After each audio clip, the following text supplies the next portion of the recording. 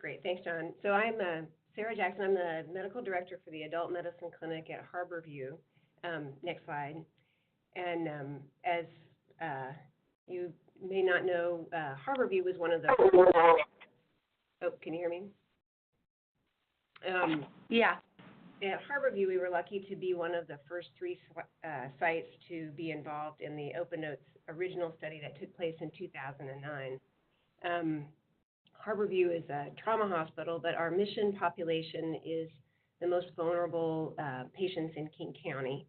And we have 5 primary care clinics there, including my clinic, the adult medicine clinic, in which we see patients with complex medical and social conditions, complicated mental health and substance use issues. And we also have an HIV clinic, and our downtown clinic, Pioneer Square Clinic, serves a homeless population. And we have an international clinic, which is all non-English speaking patients. And it was in the adult medicine clinic and the HIV clinic where the original OpenNotes study took place back in 2009. There were 42 primary care docs and 118 patients. Next slide. And before the study, we were interested in sort of checking in with our patients before the implementation of the intervention to see what they thought in the adult medicine clinic and the HIV clinic about this concept of being able to read their doctor's notes. And so we did 4 focus groups, and the themes that came out, the perceived benefits were really that they thought that by reading the notes, they'd be able to better understand their health and their disease. They thought it would be convenient for them, it would be empowering, and it would improve their relationship with their provider. They did, however, voice concerns reasonably about their privacy. This included HIV patients, worries about whether they'd be able to understand what was in the notes. They had concerns about whether this, using this computer would decrease their ability to have direct contact with their docs. And then very kindly, they were also hesitant about the potential time that it would take the docs if patients were reading their notes. And so John went over some of the original study findings.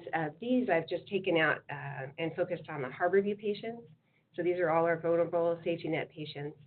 And essentially, among the key outcomes, things like being more in control of their care, better understanding of their health and medical conditions, and doing better with their medications, they were in line with the other 2 sites, and that the vast majority felt like having access to their notes helped with these. They were rarely confused, worried, or offended by what they read in their notes. And the one thing that was significantly different at Harborview compared to Boston and in Pennsylvania was that 42%, or twice the proportion at the other sites, did share their notes with family or caregivers. And the vast majority, again, felt like this was something, after having used it for a year, that would be important for them in choosing a future doctor or a health plan. And then among the physicians for these vulnerable populations, they had, like other doctors in the study, a lot of concerns about whether this was going to really slow them down and cause problems for them. 0% reported that it took them longer at visits or in writing their notes, and just 11% said they were less candid in their documentation. And essentially all patients wanted to continue, and none of the docs wanted to withdraw after a year of this study. And then we were interested in looking more specifically at how these results played out. If you looked at the population of people, this is again from the original study data, of patients with HIV, and compared them to patients without HIV, and whether their perceptions of having access to the notes were different. And the short answer is they were not different. Patients with HIV were very similar to the other primary care patients about their risks and benefits. The one thing that was different, and again, this is in line with the Harborview population, was that they were more likely to share their notes. You can see 33%, 24%, 38% with friends, other health professionals, and doctors. So we think this is a good thing that they are getting more support around their care from their other doctors for their chronic complex conditions and from their support people. And interestingly, the HIV doctors, where this is a topic that you would think would be very sensitive, were actually less likely to change the candor of what they were writing in their notes compared to other primary care doctors. We also wanted to see what would, for patients with mental health conditions, so specifically we looked at patients with diagnoses of depression, anxiety, stress disorders, including PTSD, bipolar and psychotic disorders, what their perceptions of having read their notes were compared to patients who did not have these diagnoses. And interestingly, these numbers are relatively small, but statistically significant. The patients with mental health disorders felt they did that they were better at taking their medications and remembered their plan of care better in higher proportions compared to those without. And then I think this makes sense too. They 8% compared to 5% after having read their notes did worry more. So that is something to keep in mind. And so that was 2009, 2010. In 2014, our UW system across all our hospitals opened the all outpatient notes system-wide, and we are on Epic. We, as a part of this, there were email messages from clinical leaders, there were presentations at department meetings and section meetings, etc. And I'd be happy to share our frequently asked questions that were developed for patients or providers if people are interested.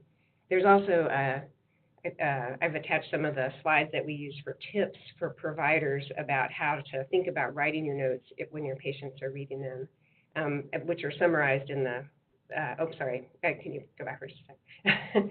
Summarized in that Klein article, Your Patient is Now Reading Your Note.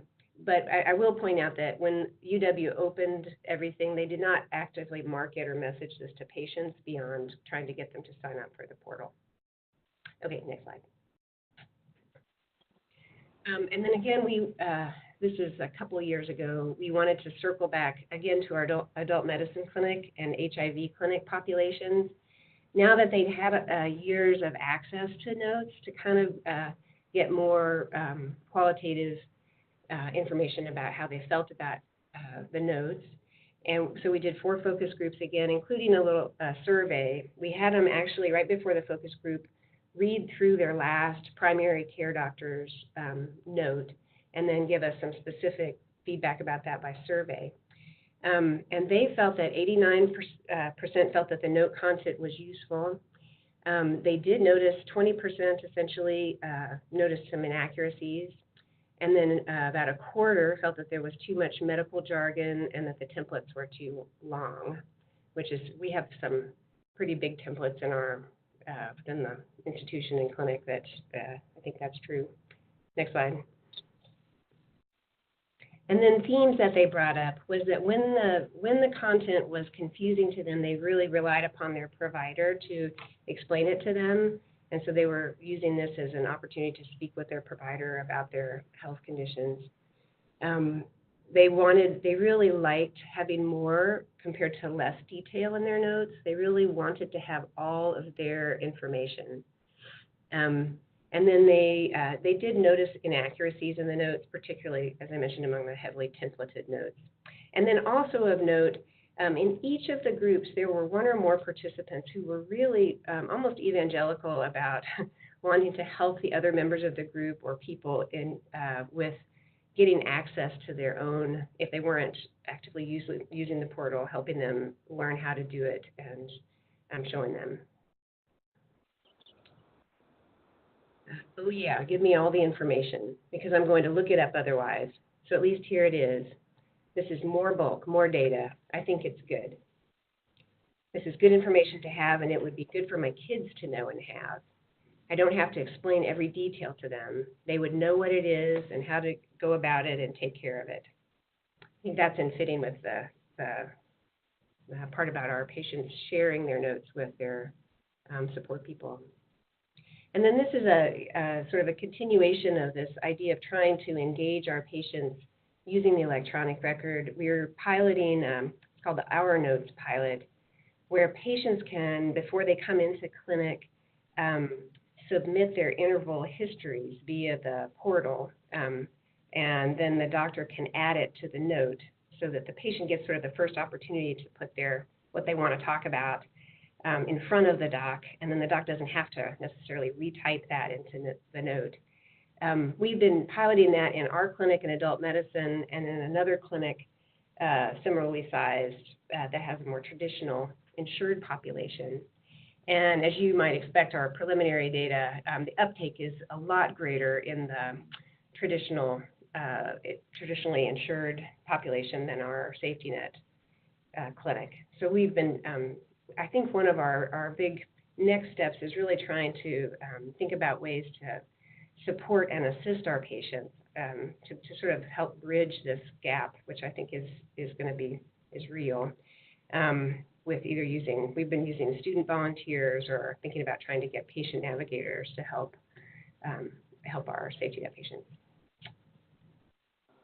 And this is just sort of a demonstration of across, this is just eCare active status. It doesn't mean that patients are actually actively using the portal, but at UW it's about 52%. In my clinic, adult medicine, it's about 32%. And you can see the HIV clinic is 45%. So these patients are really interested relatively to our other clinics in access to their information. Pioneer Square Clinic is the patient, serves the homeless population, and you can see that they are less likely to be enrolled in eCare. And then the non-English speaking clinic has essentially zero enrollment, but we do have proxy options for the portal, and that's not demonstrated here. Next slide. And then this is our really recent eCare dashboard, which for each clinic or the entity, you can kind of look and see what the enrollment is. And the part I wanted to just point out is the very bottom line, OpenNotes viewed. You can see that in my clinic with about 1,500 visits a month, about 70 to 100 notes are being viewed by the portal. So it's a really small fraction. If you looked at this for the homeless population clinic, the Pioneer Square Clinic, it's about 5 to 10 notes that are being viewed. So just to summarize, after about a decade of sharing notes at Harborview, I think the big thing that people worry about is that this is going to be the end of everything for physicians, and really it has not been a burden for physicians, including our physicians at Harborview. That is not to say that I have not had individual patients, and I think if you talk to any doctor, there are patients who take issue or bristle at maybe how they're described in a note, so that does occur. Often they're patients who would have concerns about other things as part of their clinical care as well.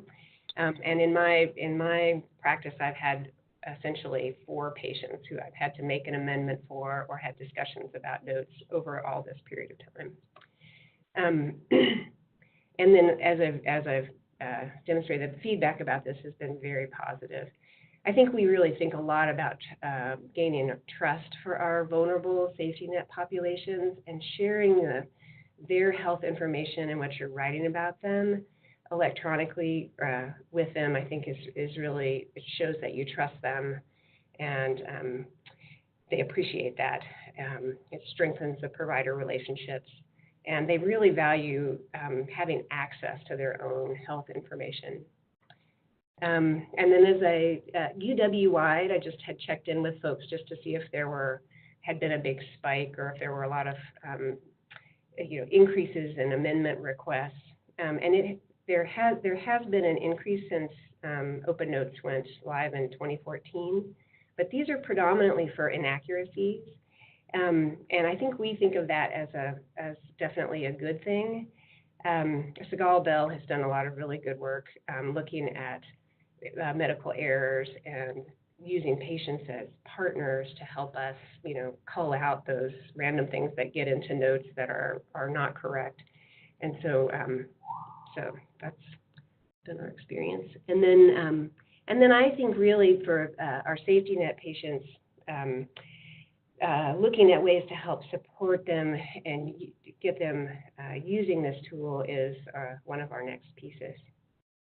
And then, the next few slides I just included on in case anybody wanted to look at them. These are slides that we had used for our provider demonstrations before the go live, just with some very practical, patient-centered thoughts about what doctors need to think about in writing an open note that a patient is going to read. So like beforehand, using a template that's clear,